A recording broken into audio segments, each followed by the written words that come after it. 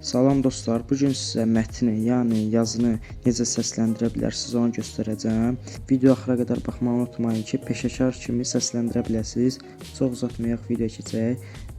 Yəni mən dediyim yerə Chrome-dan da girə bilərsiniz. Gördüyünüz bu Chrome-dan, Google və ya Chrome fərqi yoxdur. Amma mən indi onun proqramını göstərəcəm. Play-Market-ə daxil olduq. Play-Market-ə daxil olduqdan sonra axtarış yerinə elə bin nəfs yazırıq.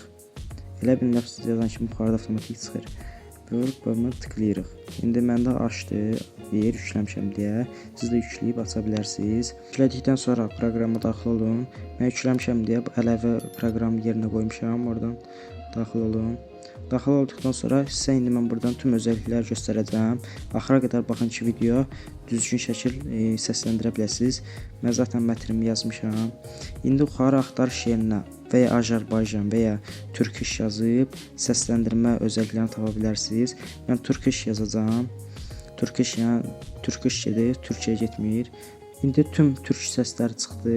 Birini seçib mən indi səsləndirməni göstərəcəm. Zaten məndə seçildi indi. İndi burada məndə aşağıda göstərdiyim yer var.